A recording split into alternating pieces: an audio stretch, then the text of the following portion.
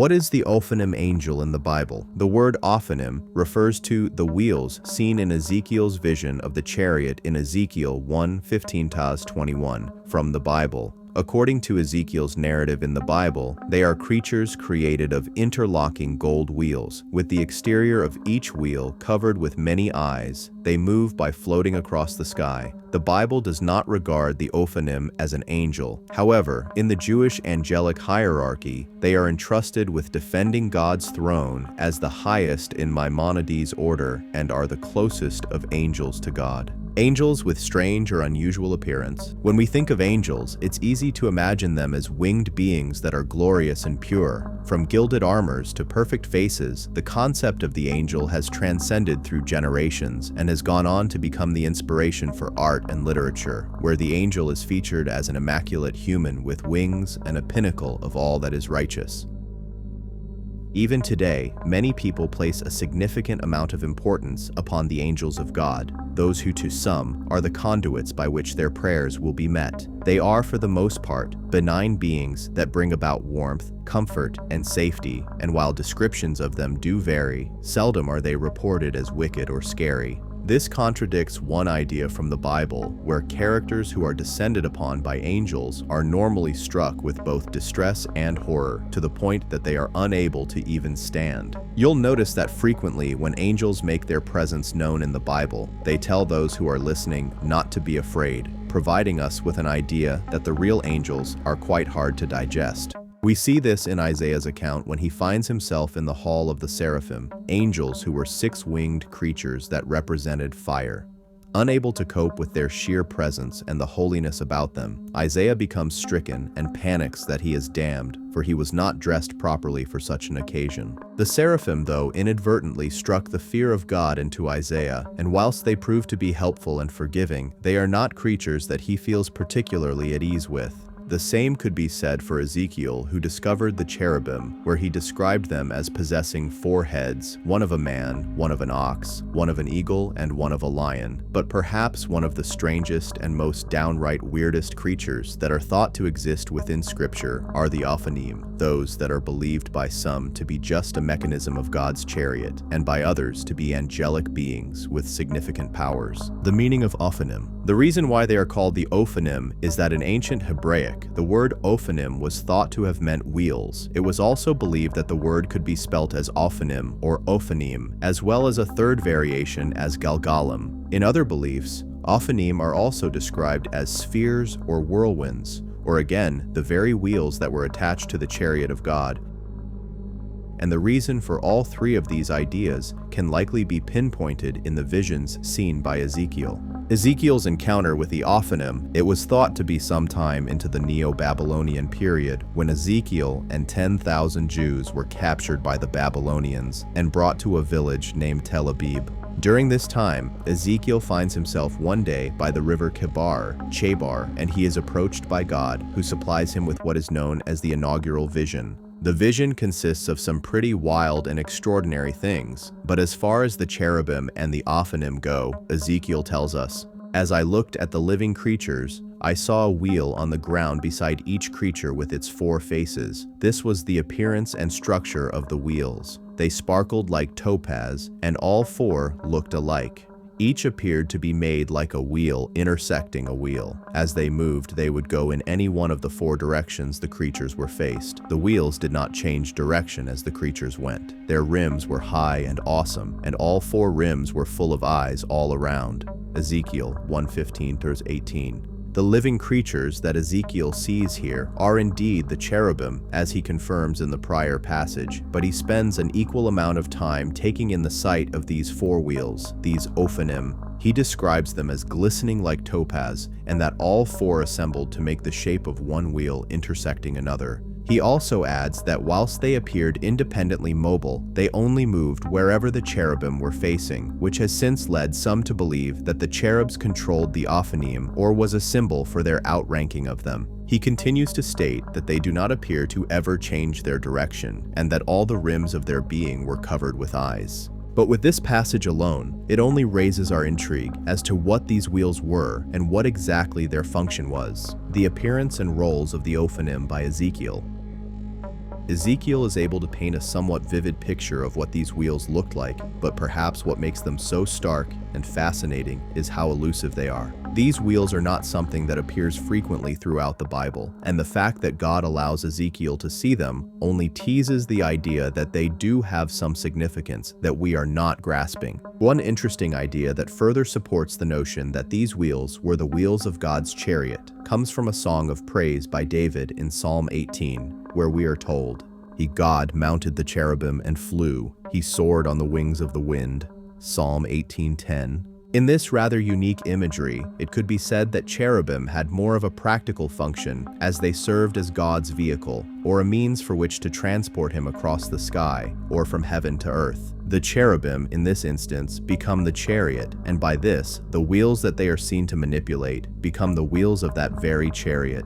But Ezekiel does not make this connection, but is instead taken aback by what he continues to witness. He tells us, when the living creatures moved, the wheels beside them moved. And when the living creatures rose from the ground, the wheels also rose. Wherever the Spirit would go, they would go, and the wheels would rise along with them, because the spirit of the living creatures was in the wheels. When the creatures moved, they also moved. When the creatures stood still, they also stood still. And when the creatures rose from the ground, the wheels rose along with them, because the spirit of the living creatures was in the wheels. Ezekiel 1:19-21. Here, he essentially confirms the idea that the wheels were controlled by the cherubim, and that they did indeed have power over these elements, and that wherever the cherubim went, the Ophanim would go too. He also adds that the very spirit of the cherubim exists within the Ophanim, suggesting that on some level, perhaps these strange creatures are extensions of the angels, as opposed to being angels themselves. Touching once again upon the chariot idea as hinted by the Song of David in Psalm 18, one might also say that the cherubim were the drivers of the chariot, and the wheels were merely just that, wheels. With this idea, they are not angelic and they do not have sentience, but instead are more along the lines of machinery. Yet, the idea that the Ophanim were indeed angels, perhaps the weirdest of angels given their appearance, remains to be consistent within some communities and traditions. We can agree from Ezekiel's account that despite their association to the cherubim, there is nothing particularly angelic about the Ophanim. They do not appear to have human characteristics like all other angels. They do not speak and bring prophecies, and they do not appear to even have wings. The Ophanim in the books of Enoch and their roles. Reference of them is made in the second book of Enoch, where see Enoch ascend before the throne of God. He tells us, I saw there a very great light, and fiery troops of great archangels, incorporeal forces and dominions, orders and governments, cherubim and seraphim, thrones and many-eyed ones, 9 regiments, the Iowanite stations of light, and I became afraid, and began to tremble with great terror, and those men took me, and led me after them, and said to me, Have courage, Enoch, do not fear, and showed me the Lord from afar, sitting on his very high throne. 2 Enoch 20:1-2. Whilst again, not specifically mentioned as Ophanim, Enoch does refer to them as the many-eyed ones, which correlates with Ezekiel's description. What's interesting here is that he later identifies all the present entities, including the cherubim, seraphim, and these many-eyed ones, as being men, and that these men took him and led him to the throne of God, where they reassured him that he was safe. Whilst hard to say given that Enoch does not explicitly determine these many-eyed ones to be the Ophanim, it could be said that in this story that the many-eyed ones did maintain some characteristics of men, and that instead of wheels, they possessed a more expected and relatable form. They also share the same compassion as the cherubim and the seraphim and seek to comfort Enoch when he would otherwise panic, thus suggesting another layer of benignity to these otherwise misunderstood creatures. The second book of Enoch continues to tell us of the many-eyed ones that, and the cherubim and seraphim standing about the throne, the 6-winged and many-eyed ones do not depart, standing before the Lord's face doing his will, and cover his whole throne, singing with gentle voice before the Lord's face, Holy, holy, holy, Lord ruler of Sabaoth, heavens and earth are full of your glory. Here, we get a sense that the many-eyed ones guard the throne of heaven, and along with the cherubim and the seraphim, they will remain here for eternity at the beck and call of God. It is also established that they sing with gentle voices, which yet again humanizes the many-eyed ones and portrays them as more relatable, perhaps even as a charming set of characters. With the many-eyed ones singing, it could also be associated with several Jewish prayers known as the Kedusha, where the Ophanim are told to offer praise upon God and glorify Him as the Creator. Whilst the second book of Enoch refers to them as the many-eyed ones, the first book of Enoch refers to them directly as Ophanim, and they are said here to also guard the throne of heaven, and that together with the seraphim and the cherubim, they do not sleep. Enoch tells us here, "And round about were seraphim, cherubim, and Ophanim, and these are they who sleep not, and guard the throne of his glory." For Enoch 71:1. What really is the Ophanim? There appears to be some variation in these very angels when it comes to both their ranking and their closeness to God. Most commonly in Jewish expositions of the angelic hierarchy, the significance and purpose of the cherubim, seraphim, and the Ophanim seldom seem to coincide across all traditions. To some, the cherubim are the closest to God, and as mentioned before, they are his chariot. More significantly, they are much more prominent in the Bible and appear to Ezekiel, thus giving them the edge at least in terms of recognition. The seraphim, by comparison, are also seen in a variety of ways, including as a caretaker to God's throne, and as the Bible shows in Isaiah's vision, the seraphim can be viewed as absolvers of guilt. To more conservative Judaism, though, the seraphim are more symbolic in nature. These inconsistencies, if you will, are the same for the Ophanim in Jewish beliefs, with some believing them to be the closest of all the angels to God, as told to us by medieval Jewish philosopher Maimonides, or as the thrones, another classification of angels. Many other Jewish philosophies confirm this idea that the thrones and the Ophanim are one in the same, and one of the ways that this is done is by one interpretation of Daniel's vision, where Daniel tells us he sees God in his chariot. He states, "As I looked, thrones were set in place, and the Ancient of Days took his seat. His clothing was as white as snow, the hair of his head was white like wool. His throne was flaming with fire, and its wheels were all ablaze." Daniel 7:9. With this idea, the thrones become established as the wheels of God's vehicle and are set in place before he takes his seat upon it. A quote from American spirituality writer Rosemary Ellen Guiley sums up the notion of the thrones and the Ophanim being the same quite concisely, where we are told, "The thrones, also known as Ophanim, and Galgalin, are creatures that function as the actual chariots of God driven by the cherubs. They are characterized by peace and submission. God rests upon them. Thrones are depicted as great wheels containing many eyes and reside in the area of the cosmos where material form begins to take shape. They chant glorias to God and remain forever in his presence.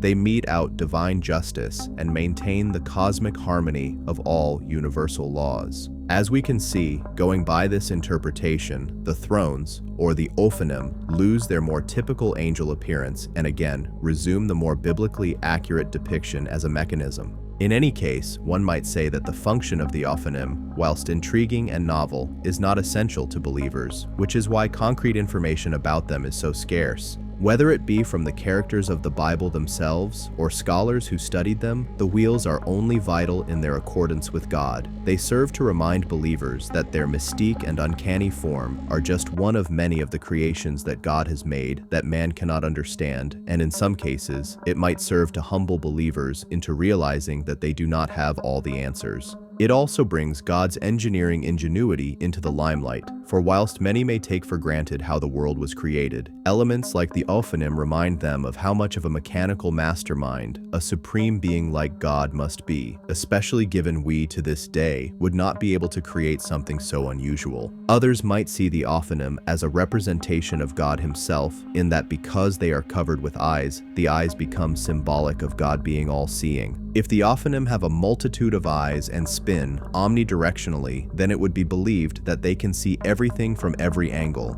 This would imply then that God could very well do the same, as we know he can from very specific mentions in the Bible that God is everywhere, and God knows everything. Whether or not the Ophanim are angelic beings, or simply a mechanism that allows for multidimensional travel, may not necessarily be so significant in the grand scheme of things, given that their role appears to be more useful to God than to mortals. Notice how in both Ezekiel and Daniel's account, they only see these wheels, but the wheels don't seem to have much impact on them, nor do they seem to be of any real merit to either character beyond their fascinating design.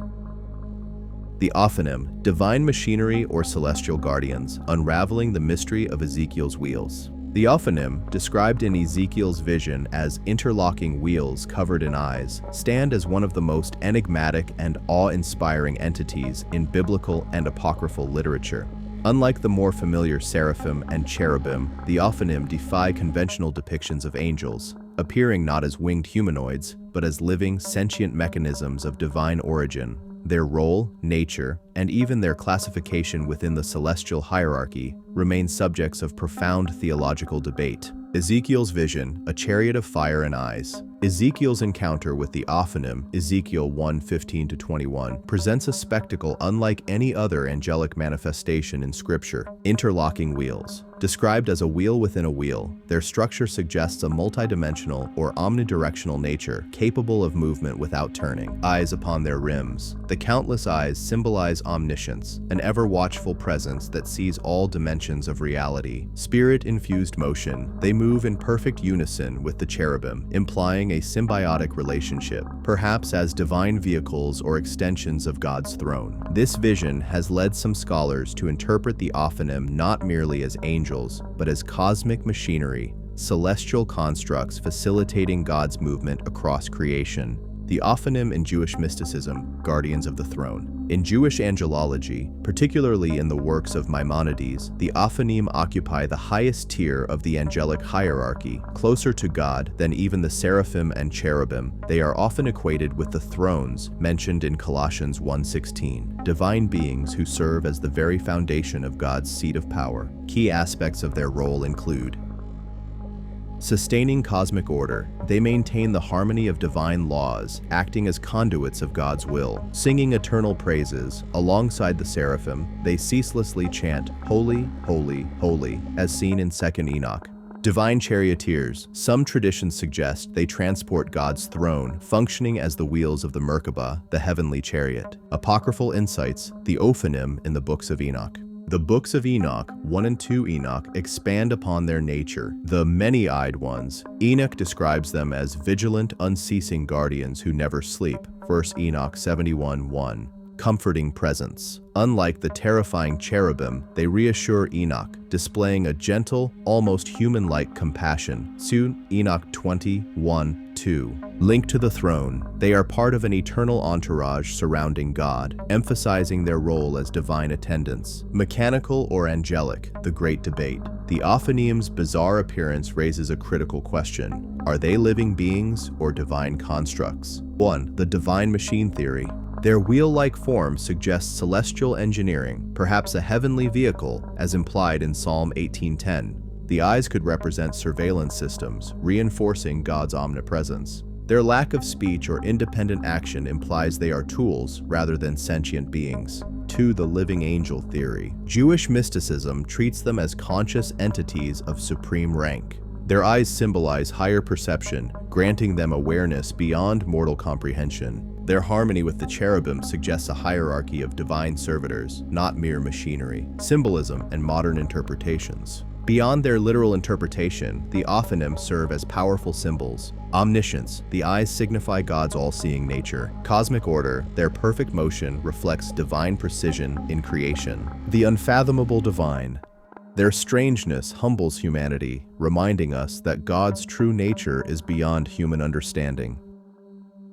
Some modern speculative thinkers even propose that the Ophanim could represent interdimensional beings. Their wheel within a wheel structure hints at movement beyond three-dimensional space. Ancient advanced technology. Could Ezekiel have witnessed a divine spacecraft or energy construct? Archetypal AI. A theosophical interpretation suggests they are living algorithms in God's cosmic system, Conclusion: the Ophanim as a mystical paradox. The Ophanim remain one of Scripture's most profound mysteries, simultaneously mechanistic and alive, terrifying and comforting, obscure yet central to divine operation. Whether they are angels, thrones, or celestial machinery, their purpose is clear: to serve at the absolute apex of God's heavenly court, ensuring the seamless execution of His will. For believers, they are a reminder that heaven's reality is far stranger than earthly imagination. For scholars, they are an unsolved enigma, a biblical UFO, a divine AI,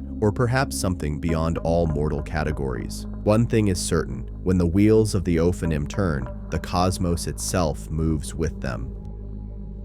As for the appearance of the wheels and their construction, their sparkle was like chrysolite, and all four had the same likeness. Their appearance and construction was as a wheel within a wheel.